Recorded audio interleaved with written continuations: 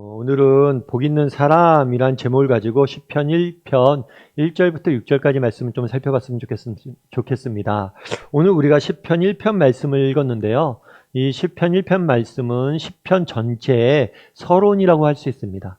시편 전체의 개요라고 할 수 있어요. 그래서 시편 1편에서는 시편 전체가 무엇을 말하고자 하고 있는지 그 핵심 내용을 담고 있는 것이 1편이다 이렇게 생각하면 여러분 좋을 것 같습니다. 그러면 시편 1편의 주제는 뭘까요? 시편 1편의 주제는 뭘까요? 우리 시편 1편의 주제는 복이에요, 복. 복 있는 사람은 이렇게 시작을 하죠. 복 있는 사람이 어떤 사람이냐는 거죠. 다르게 말하면 시편의 중심, 주제는 뭐냐면 복이라는 거예요. 행복이라는 거예요. 많은 사람들이 오해하는 경우가 있습니다. 어떤 오해를 하냐면 신앙, 믿음 이런 걸 생각하면 희생, 헌신, 눈물, 고단, 역경을 생각을 해요. 물론 신앙생활에 그런 요소들이 있습니다. 우리는 신앙생활을 하면서 때로는 눈물을 흘릴 때가 있고 때로는 희생하고 섬겨야 할 때가 있어요. 헌신해야 될 때가 있어요. 하지만 신앙의 본질은 그게 아니에요. 진정한 신앙의 본질은 무엇이냐? 그것은 희생과 눈물이 아니라 진정한 신앙의 본질은 기쁨과 행복이에요. 그래서 시편 1편 말씀도 복에 대해서 이야기하고 있는 거예요. 신앙의 본질은 복이자 기쁨이자 행복입니다. 왜 그럴까요? 여러분 우리 자녀를 여러분들 기르시죠? 부모가 어때요? 자녀가 잘 되길 바랍니까? 부모가 정말 자녀에게 바라는 것은 뭐예요? 자녀가 행복하고 복되게 살길 원하지 않습니까? 마찬가지란 거예요. 부모가 정말 자녀가 고생하고 눈물 지으며 날마다 시간을 보내길 원하는 부모가 어디 있어요? 마찬가지예요. 아버지 되시는 하나님이 자녀인 우리에게 바라는 게 뭐냐는 거예요. 그것을 정말 행복하고 즐겁고 유익한 삶을 살길 원하는 게 부모된 하나님의 마음이란 거죠. 그래서 신앙의 본질은 바로 기쁨이고 행복입니다. 저는 오늘 시편 1편 말씀을 통해서 그렇다면 하나님께서 주시고자 했던 이 기쁨과 행복을 우리가 어떻게 하면 누릴 수 있을지에 대해서 몇 가지 이야기를 나누고 그러한 기쁨과 행복을 누릴 줄 아는 저와 여러분이 되었으면 좋겠습니다. 우리 먼저 1절 말씀 같이 한번 읽어볼까요? 같이 읽도록 하겠습니다. 복 있는 사람은 악인들의 꾀를 따르지 아니하며 죄인들의 길에 서지 아니하며 오만한 자들의 자리에 앉지 아니하고. 이렇게 됐죠. 복 있는 사람은 다르게 말하면 어떤 사람이 복이 있느냐라고 이야기하는 거겠죠. 조금 다른 식으로 표현하면 이런 거예요. 너희가 정말 복 받고 싶냐? 너희가 정말 행복한 삶을 살고 싶냐? 그러면 이런 사람이 되라 라는 거예요. 그러면 복 있는 사람은 도대체 어떤 사람일까요?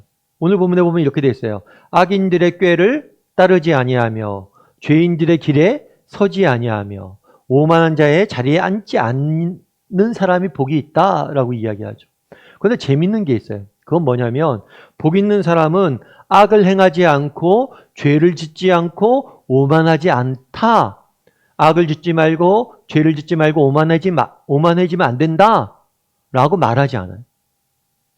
그러니까 악을 짓지 말고 죄를 짓지 말고 악을 행하지 말고 오만해지지 말라 이렇게 말하지 않는다는 거예요. 오히려 악인들의 꾀를 쫓지 말고 죄인들의 길에 서지 말고 오만한 자의 자리에 앉지 말라고 이야기하는 거죠. 다르게 말하면 행위가 아니라 뭐에 초점을 맞추고 있어요? 사람에게 초점을 맞추고 있어요.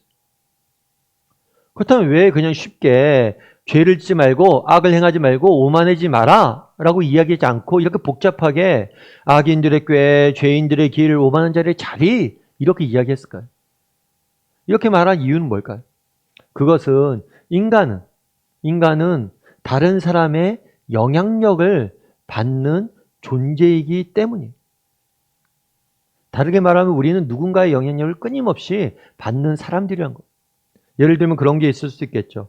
여러분들이 영화나 드라마를 보게 되는 경우가 있어요.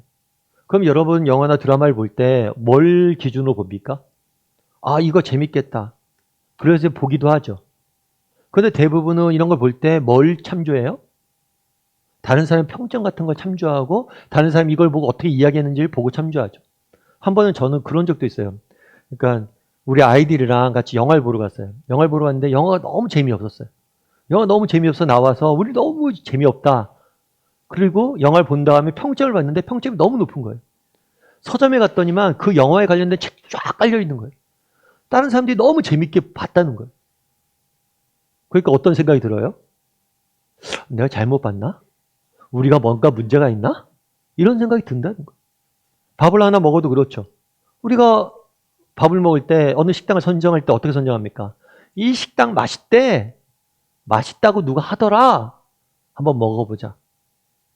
우리는 단순히 밥을 먹거나 영화를 보거나 어떤 곳에 지낼 때 늘 무엇에 영향을 받아요? 다른 사람의 영향을 받게 되어 있는 것. 그래서 조나 버거라는 사람은, 이 사람은 펜실베니아 대학교의 교수님인데, 이 사람은 보이지 않는 영향력이라는 책을 썼어요. 그래서 이 사람이 이 책에서 주장하는 게 뭐냐면, 우리 행동의 99%는 다른 사람의 영향력으로 인해서 선택되어진다는 거예요. 내가 선택하는 것 같지만 그렇지 않고 다른 누군가의 영향력 때문에 이런 일들을 한다는 거죠. 그래서 우리 행동에 직접적인 영향력을 미치거나 아니면 우리 행동의 동기를 다른 사람이 제공함으로 인해서 우리는 이런 선택을 한다는 거예요. 참 공감이 됐어요. 우리가 하는 많은 일들, 그런 것은 뭐예요? 내가 스스로 선택한 것 같지만 사실은 누군가의 영향력을 받아서 이루어진 일이라는 거예요. 그래서 오늘 본문도 그렇게 이야기한 거예요. 야, 너 죄를 짓지 말고 악을 행하지 말고 오만해지지 마가 아니라 악인들의 길에 서지 말고 죄인들의 자리에 앉지 말고 오만한 자리에 앉지 말라, 이렇게 말하는 거죠. 여러분 어렸을 때 그런 이야기 들어보셨죠? 맹모 삼천지교. 이건 뭐냐면 맹모는 맹자예요. 맹자. 맹자는 동양 철학이 굉장히 중요한 역할을 했던 인물이죠. 근데 이 맹자가 맹자 될 수 있었던 이유가 뭐냐면 그 어머님의 교육 방침 때문이었다는 거예요. 그럼 그 어머님의 교육 방침이 뭐예요? 이 삼천은 3번 이사했다는 거예요. 원래 맹자는 어디서 살았냐면 무덤 근처에 살았어요. 아마 집안이 가난했던 것 같아요. 사실 무덤 근처는 누가 살려고 그럽니까? 그러니까 집값이 싸죠. 그러니까 그곳에 살았어요. 그런데 보니까 내가 맹자가 어렸을 때 무덤 근처에 살다 보니까 맨날 상여 지고 지나가는 사람들만 보는 거예요. 곡하는 모습만 보는 거예요. 그러니까 애가 곡만 하고 있는 거예요, 집에서. 그래서 안 되겠다 싶어서 이번엔 시장으로 이사를 했어요. 시장으로 이사해서 보니까 애가 그다음부터 뭐예요? 돈만 세고 있는 거예요. 장사만 하는 거예요, 장사. 그거에만 관심이 있고. 그래서 안 되겠다 해서 마지막으로 어디로 이사 갔어요? 서당 근처로 이사 갔죠. 그래서 글을 보고 책을 읽고 유명한 학자가 된 거죠. 결국에 이 맹모 삼천지교가 주고자 했던 메시지는 뭐예요? 부모의 교육이 중요하다는 거예요. 그런데 더 주고자 했던 메시지는 뭐냐면 맹자가 맹자 될 수 있었던 이유는 한 가지라는 거예요. 뭐예요? 환경의 영향력 때문이라는 거예요. 결국에 누구로부터 내가 영향력을 받고 있느냐? 내가 정말 어떤 영향력을 사람들에게 받고 있느냐? 이것이 정말 중요하다는 거예요. 우리 인생. 그날의 성경도 그래서 그렇게 이야기한 거예요. 죄인들과 악인들과 오만한 자를 이야기한 거예요. 저도 이제 개인적인 이야기를 드리면, 대학교 때 사실은 저는 대학교 시절이 그렇게 자랑스럽진 않아요. 대학교 시절을 보면, 잘했던 일보다는 못했던 일이 많아요. 후회가 훨씬 많아요. 특별히 저는 고등학교 때까지 열심히 교회를 다니다가 대학교 때는 교회를 안 다녔어요. 그리고 방황도 많이 했고. 그래서 대학 시절은 인생을 좀 많이 낭비한 시기예요. 그런데 제가 대학 시절에 굉장히 못한 게 많은데 그 중에 잘한 거 하나가 있어요. 그건 뭐냐면 제가 1학년 때 대학교 들어와서 동아리를 하나 들었어요. 그런데 이 동아리는 봉사 동아리였어요. 봉사 동아리. 그래서 일주일에 한 번씩 가난한 지역에 가서 초등학교 아이들 맞벌이를 다 가잖아요. 부모님들이. 그러니까 애들 돌볼 사람이 없는 거예요. 그 아이들 일주일에 한 번씩 가서 돌보고 공부 가르쳐주는 일을 했어요. 그건 참 잘했던 것 같아요. 그래서 때로는 중간고사 기간이나 때로는 여러 가지 일들이 있지만 그래도 꾸준히 시간을 내서 일주일에 한 번씩 갔던 것 같아요. 그런데 나중에 제가 아는 선배가 그런 이야기를 하더라고요. 야, 승원아 너랑 네 친구들 보면 좀 독특한 면이 있대요. 독특한 면이 있는데 그런데 좋은 독특한 점이래요. 그래서 좀 괜찮은 면들이 있다. 그런 걸 많이 느꼈다고 그러더라고요. 그러면서 그 선배가 그러더라고요. 근데 너희가 왜 그렇게 남다를까? 이렇게 보니까 자기가 생각에 너희가 하는 봉사활동 때문에 그런 것 같다. 너희가 했던 그 봉사활동이 너희를 지키었던 것 같다고. 그 이야기를 듣고 제가 공감이 됐어요. 사실은 내가 가서 그들을 섬기고 그들을 봉사하고 그랬다고 생각을 했는데 사실은 내가 그 현장에서 굉장히 많은 영향력을 받았던 겁니다. 그래서 우리가 봉사를 해야 돼요, 사실. 우리가 섬기는 것 같지만 우리가 훨씬 더 많은 긍정적인 영향을 받는 거예요. 그러니까 우리 주변에 내가 누가 있느냐, 내가 무엇을 가까이 하느냐, 이것은 우리 삶에 근본적으로 차이를 만드는 거예요. 그래서 성경은 이렇게 이야기하는 거죠. 그래서 저는 믿음 생활할 때 공동체가 굉장히 중요하다고 생각을 합니다. 좋은 공동체, 좋은 믿음의 식구들을 함께 신앙생활하는 게 중요한 거예요. 우리 자녀들에게도 좋은 대학교 가라고 이야기하는 이유가 뭐예요? 좋은 대학교는 어떤 대학교가 좋은 대학교냐면 좋은 친구들이 있는 대학교가 좋은 대학교, 좋은 또래가 있는 데가 좋은 대학교인 거예요. 그래서 정말 믿음의 사람들과 여러분 우리가 하루 종일 일주일 내내 세상 속에 살잖아요. 세상 사람들과 교제 나누잖아요. 그런데 정말 믿음의 친구들을 가까이 하고 그들에게 선한 영향력들을 서로 주고받을 수 있어야 된다는 거예요. 그런데 우리 안에 그런 의문이 들 수 있죠. 목사님, 그런데 제가 그렇잖아요. 죄인들의 길을 서지 말고 악인들의 길을 설지 말고 오만한 자리에 자리에 앉지 말라고 그러는데 인간들 다 죄인이고 악인이고 오만하지 않아요? 교만하지 않은 인간이 어디 있어요? 교회 나와도 교회 성도들도 마찬가지인 것 같아요. 그런 얘기할 수 있죠. 맞다고 생각을 해요. 그럼 우리는 어떻게 해야 될까요? 진정한 선인 누구와? 예수님을 가까이 해야 되는 거예요. 복 있는 사람은 누구냐? 죄 많은 인간이 아니라 정말 예수님과 가까이 하고 예수님을 통해서 선한 영향을 받는 사람, 그 사람이 정말 복 있는 사람이란 거예요. 왜 우리가 이렇게 말씀 봐야 됩니까? 왜 예수님과 우리가 가까이 해야 돼요? 예수님으로부터 우리가 선한 영향을 끊임없이 받아야 된다는 거예요. 우리 다음에 식구들이 한번 돌아봤으면 좋겠어요. 나는 누구한테서 가장 영향력을 많이 받고 있는지, 내 주변에 어떤 사람들이 있는지 한번 돌아봤으면 좋겠어요. 그리고 정말 예수님과 가까이 하는 사람이 되었으면 좋겠어요. 예수님과 가까이 하다 보면 자연스럽게 예수님이 우리에게 선한 영향력을 미칠 거예요.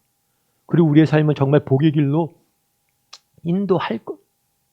뿐만 아니라 제가 바라는 바람이 있다면 우리가 좋은 사람들로부터 예수님으로부터 선한 영향력을 받을 뿐만 아니라 다른 누군가에게 선한 영향력을 미칠 수 있는 사람이 되었으면 좋겠어요.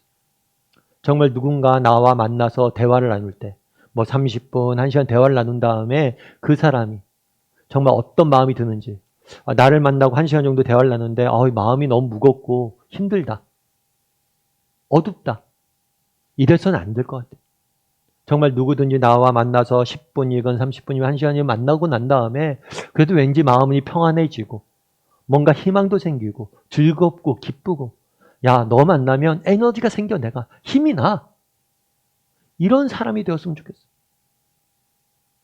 그게 예수님이 우리에게 주시는 것이기 때문에 바라기는 우리 다음의 식구들이 정말 날마다 예수님과 가까이 하면서 예수님의 선한 영향력을 받고 그 선한 영향력을 세상에 미칠 줄 아는 저와 여러분이 되기를 주님의 이름으로 소원합니다.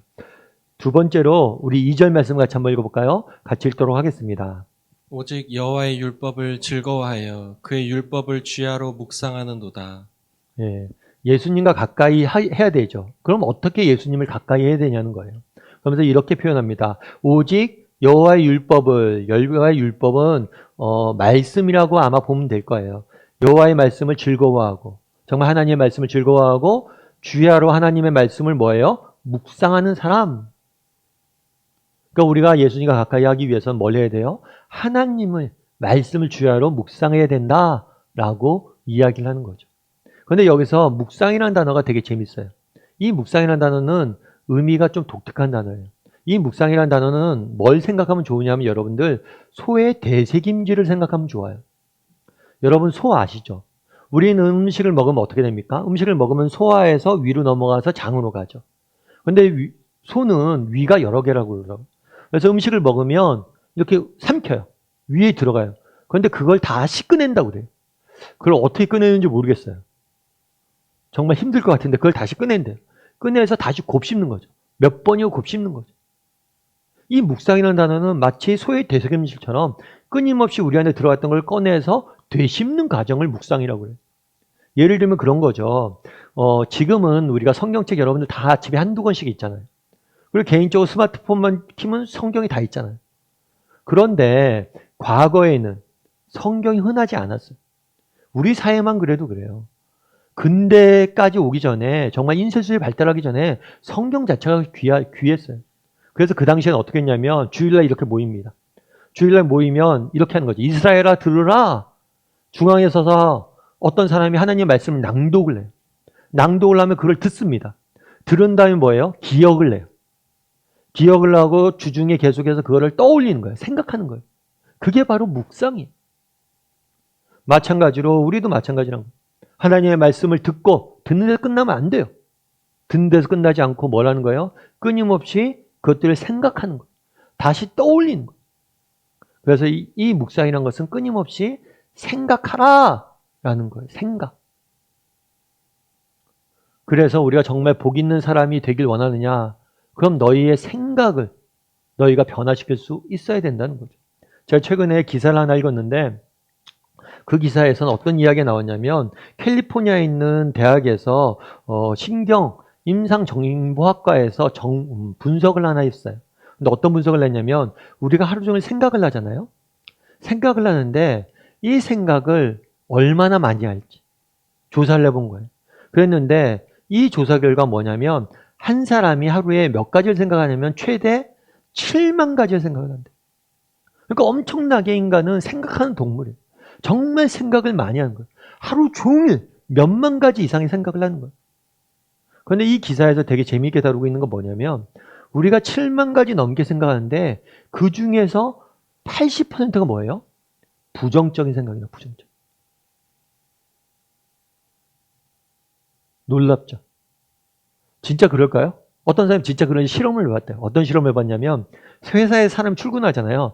출근하기 전에 회사 입구에다가 포스트잇을 적어놨대요. 그래서 당신이 최근에 했던 생각들을 적어보라고. 그러니까 사람들이 적고 갔어요. 다 적고 갔는데 그걸 모아보니까 정말 대부분이 뭐예요? 부정적인 생각. 그러니까 어쩌면 우리는 하루 아침에 일어나서 처음 하는 생각이 뭐예요? 부정적인 생각이라는 거예요. 그래서 이 기사가 다루고 있는 이야기는 뭐냐면 이 부정적인 생각이 우리 인생을 망쳐간다는 거예요. 그래서 이 기사에서 그런 얘기도 나와요. 한때 우리나라에 뭐가 유행했냐면 청소년들이 자해하는 게 유행처럼 유행했던 적이 있다. 자해 스스로 막 자해하는 거죠. 그럼 아이들이 왜 이렇게 자해해야 할까? 자기 몸을 이렇게 아픈데 왜 괴롭힐까? 자기 자신을 왜 이렇게 괴롭힐까? 연구를 해봤어요. 그랬더니 그 근처에는 뭐가 있었냐면 부정적인 생각이 있었어요. 자해하는 아이들은 전부 다 어떤 생각이냐면 나는 못생겼어. 나는 공부 못해. 나는 못났어. 우리 집은 불행해. 이런 부정적인 생각들이 쌓이다 보니까 그런 행동들을 하게 된다. 그래서 이 기사의 핵심은 이 부정적인 생각을 바꾸는 거라. 제가 참 공감이 됐어요. 여러분 이런 말이 있어요. 어떤 말이 있냐면 생각을 심으면 행동을 거두고 행동을 심으면 습관을 거두고 습관을 심으면 인격을 거두고 인격을 심으면 인생을 거둔다. 정말 여러분 인생을 거두고 싶습니까? 정말 복된 삶을 살고 싶습니까? 내 인생의 기쁨과 행복이 넘치고 싶습니까? 제일 먼저 해야 될 게 뭐냐면 생각을 심는 거예요. 생각을 그냥 흘러가는데 두면 안 돼요. 내가 생각하게 두면 안 돼요. 이 생각을 내가 바꾸려고 노력해야 되고 생각을 심어야 된다. 왜? 앞서 살펴본 것처럼 가만히 두면 우리의 생각은 어디로 흘러요? 부정적인 걸로 흐르고 우리 인생을 스스로 망치게 되어 있다는 거예요. 예전에 이제 그 기사에서 또 어떤 이야기가 나왔냐면 일본에 아이모리현이라는 데가 있어요.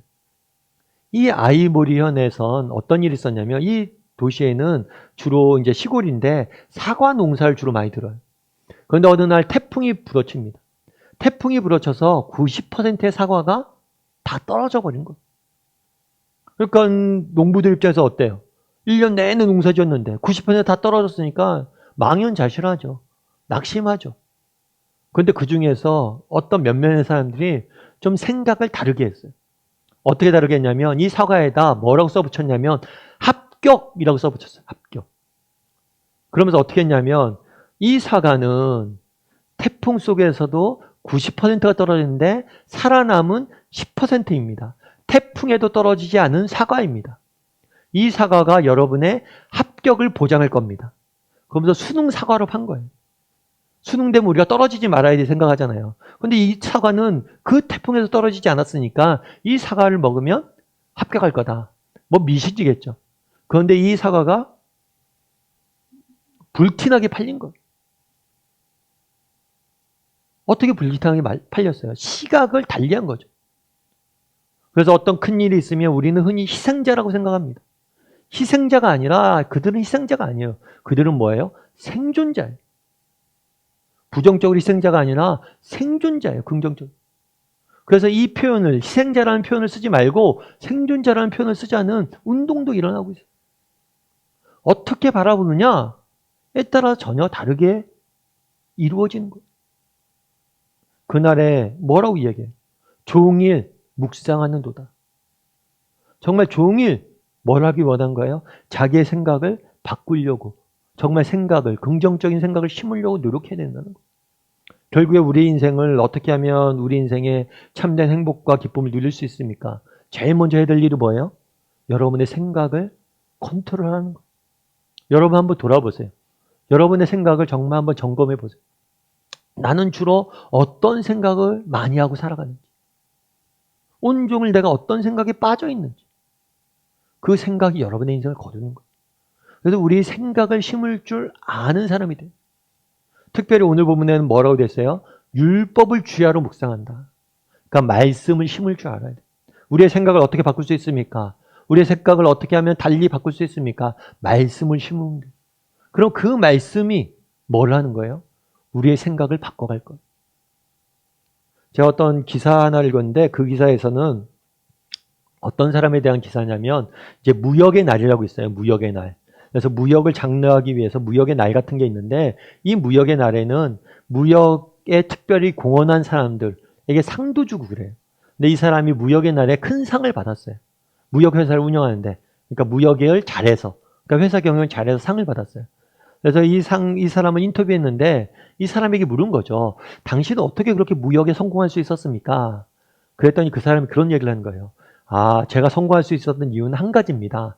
뭐예요? 쓰기 때문에 그렇습니다. 쓰기요? 뭘 쓰시는데요? 그랬더니 이 사람이 믿는 사람인가 봐요. 믿는 사람인데 자기는 아침에 일찍 일어나서 회사에 가서 뭐 30분이면 30분, 1시간이면 1시간 성경을 쓴대. 한참 한국교회 필사, 성경을 쓰는 운동이 일어났었거든요. 그러니까 1시간씩 30분씩 매일 성경을 썼대. 그런데 그 성경이 쓰는 시간이 나를 지킨다는 거예요. 나를 변화시켰다는 거예요. 그러면서 이 사람이 기사에 이렇게 인터뷰했어요. 뭐라고 인터뷰했냐면 제가 교만해서 하는 말이 아니라 정말 성경을 쓰다 보니 천지가 다 내 것 같아집니다. 하나님이 그만큼 제게 자신감을 주는 것이에요. 필사를 하면 하나님께서 힘들 때나 즐거울 때나 늘 함께 하신다는 것을 느끼게 만들어 주세요. 그러니까 사람을 만나도 겁이 안 나고요. 사업이 좀 안 돼도 자금난에 빠져도 고민이 많이 안 되는 것이에요. 하나님이 나와 함께 하시고 자신감을 주시니까 일도 잘 풀리는 것 같아요. 그날의 말씀을 보라고 이야기하잖아요. 말씀을 묵상하라고 그러잖아요. 말씀을 통해서 우리가 무엇을 봅니까? 정말 하나님이 어떤 분이신지, 하나님 얼마나 나를 사랑하시는지, 하나님 나를 위해서 어떤 계획이 있는지, 하나님 우리 인생을 어떻게 인도하길 원하시는지를 보고 배우게 된다는 거예요. 그걸 자꾸만 보다 보니까 정말 세상을 바라보는 시각이 달라진다는 거예요. 어려움이 와도 큰 어려움이 되지 않고 또 정말 두려운 일이 있어도 두려워하지 않는다는 거예요. 여러분 바라기는 정말 우리의 생각을 통제할 수 있는 사람이 되었으면 좋겠어요. 흘러가는 대로 생각하게 두지 마시고 생각을 심을 줄 아는 사람이 되었으면 좋겠어요. 특별히 내 마음에 하나님의 말씀을 심을 줄 아는 사람이 되었으면 좋겠어요. 이 말씀이 우리의 생각을 바꿀 것이고 이 생각이 바뀔 때 우리의 인생을 바꿔갈 거예요. 그래서 주야로 묵상하라고 말씀하시는 거예요. 바라기는 우리 다음의 식구들이 정말 복 있는 사람이 되었으면 좋겠어요. 생각의 소중함들을 깨닫고 생각을 바꿔갈 줄 아는 사람이 되었으면 좋겠고, 또 좋은 생각, 긍정적인 생각을 심을 줄 아는 사람이 되었으면 좋겠고, 무엇보다 하나님의 말씀을 심을 줄 아는 사람이 되었으면 좋겠어. 그래서 우리가 이렇게 하나님 말씀 주일날 예배 드리는 거고, 매일 아침에 또 묵상하는 거예요.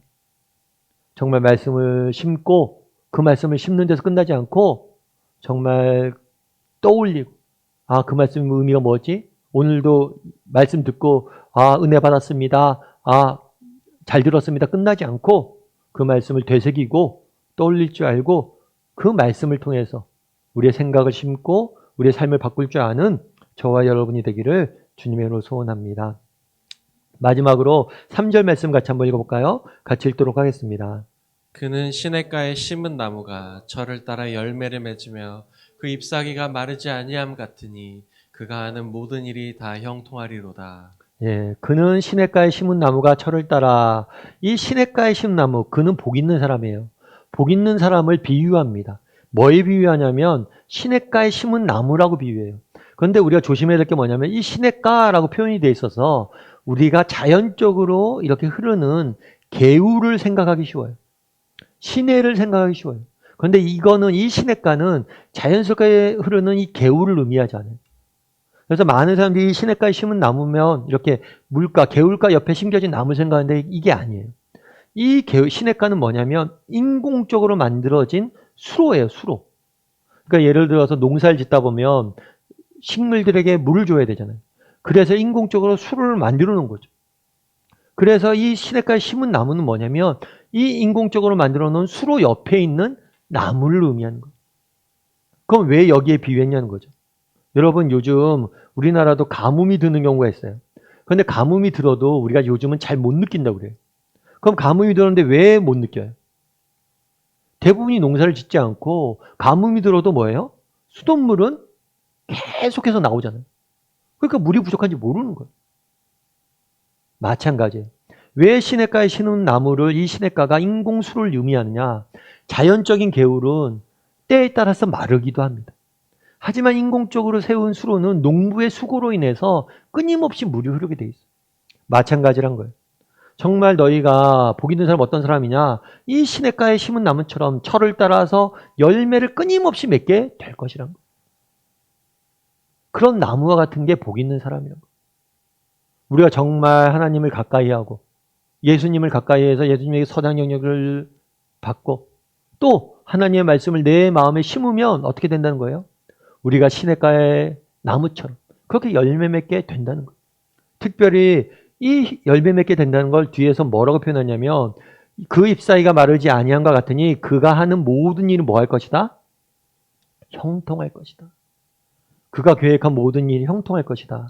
이 형통하다는 단어는 뭐냐면 계획대로 이루어짐이, 계획대로 이루어진다. 이것이 바로 형통이에요.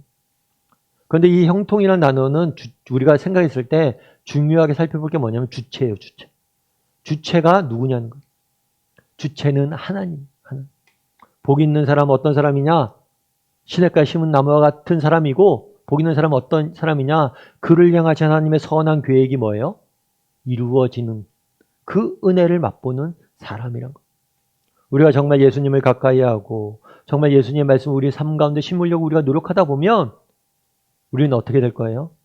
우리 삶 가운데 하나님의 선한 계획이 이루어지는 것들을 맛보게 될 것이다. 이 사실을 너희가 믿고 신뢰하라는 것. 여러분들은 어떠세요? 하나님이 여러분 각자 한 사람 한 사람을 향한 선한 계획이 있음을 믿으세요? 그리고 그 선한 계획을 여러분의 인생 가운데 이루어갈 것임을 믿으세요? 이 사실을 신뢰하라는 것. 우리가 왜 복이 있느냐? 정말 우리가 무엇인가 노력을 하고 시냇가에 심은 나무에 비유한 거예요. 우리가 무엇인가를 노력을 하고 무엇인가 성취를 하고 그렇게 해서 이루어질 수 있는 게 아니란 거예요. 정말 우리가 정말 복받고 싶으면 하나님을 가까이 하는 거예요. 그렇다면 하나님께서 우리를 향하신 그 선한 계획을 우리의 삶 가운데 이루어 가실 거라고. 그래서 하나님의 선한 계획을 바라보고 그 선한 계획이 우리의 삶 가운데 이루어질 것을 소망하는 사람, 그 사람이 진정한 복 있는 사람.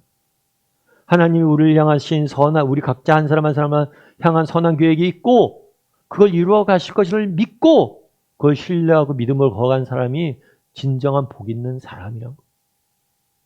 바라기는 우리 다음의 식구들이 그런 믿음들을 가졌으면 좋겠어요. 그런데 우리 중에 그런 분들이 있을 수 있겠죠. 목사님, 너무나 현실이 힘듭니다. 정말 하나님이 나를 사랑하시고 우리를 향한 선한 계획이 있다고 그러는데 정말 그런 게 있냐고. 나 도저히 모르겠다. 그런 생각이 들 수가 있겠죠. 그런 생각이 드는 날들이 있을 수 있을 거예요. 여러분, 제가 종종 말씀드리지만 콜이 된 분 여사란 분이 계세요. 이 콜이 된 분 여사란 분이 계신데 이분은 주는 나의 피난처라는 책을 쓰시기도 하셨죠. 그래서 이분은 어떤 분이냐면 2차 세계대전 당시에 독일군들이 유대인들을 핍박했잖아요. 그래서 이 유대인들을 숨겨줬어요. 근데 이 유대인들을 숨겨주는 바람에 이게 발각이 나중에 돼서 독일의 포로 수용소에 가서 정말 그곳에서 정말 생존하신 분이죠. 물론 사랑하는 아버님과 언니는 잃었어요. 근데 그 모든 역경들을 이겨내신 분이에요. 근데 이분이 책에서 이런 이야기를 해요. 자기 아버지가 들려준 이야기를 해요. 아버지는 좁은 침대 가장자리에 앉아서 부드러운 음성으로 말씀하셨다. 얘야, 아빠랑 암스테르담에 갈 때 아빠가 언제 표를 주니? 나는 잠시 생각하며 몇 번 코를 훌쩍거렸다. 기차에 타기 직전이잖아요. 그래, 맞다.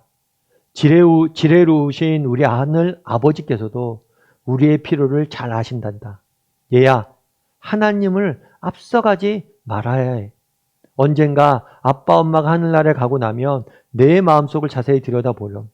그럼 꼭 필요한 때 필요한 힘을 얻게 될 것이다. 여러분, 차표를 언제 줍니까? 미리 안 줘요. 왜요? 잊어버릴 수 있잖아요. 그래서 타기 직전에 안 잊어버릴도록 꼭 필요할 때 준다는 거. 아마 아이가 울고 있었겠죠. 정말 포로 수용소에 잡혀간다는 게 쉬운 일은 아니잖아요. 왜 현실과 다릅니까? 하나님이 우리를 사랑한다며요. 그런데 왜 현실이 달라요? 아니야. 지금은 그냥 미루어 두신 거야. 안 주실 뿐이야. 왜? 꼭 필요할 때 필요한 것을 주시기 위해. 때로는 정말 의문이 들 수가 있어요. 하나님, 우리 선한 계획이 있으세요? 있어요. 다만 드러나지 않은 거예요. 표를 이미 사고 계세요. 가지고 계세요. 다만 주지 않았을 뿐. 왜요? 필요할 때 주기 위해. 이 사실을 신뢰해야 된다. 말씀을 맺을까 합니다. 복 있는 사람은 어떤 사람입니까? 여러분, 무엇보다도 우리가 누구로부터 영향력을 받고 있는지 돌아보세요. 그리고 예수님의 영향력을 받기 위해서 노력할 줄 아는 사람이 되길 원합니다. 그리고 또 복 있는 사람은 누구입니까? 여러분, 내가 어떤 생각을 주로 하고 있는지 여러분의 생각을 점검하세요. 그리고 여러분 생각 가운데 하나님의 말씀을 심으세요. 그리고 마지막으로 복 있는 사람은 어떤 사람입니까? 우리를 향하신 하나님의 선한 계획을 바라볼 수 있어야 돼요. 힘들고 어렵지만 때론 정말 눈물 나는 그런 현실이 있을 수 있지만 하나님이 우리를 향한 선한 계획이 있고 때를 따라 열매 맺게 하실 것이다. 때가 되면 반드시 이룰 것이다. 그런 믿음을 가지고 살아갈 줄 아는 저와 여러분이 되기를 주님의 이름으로 소원합니다.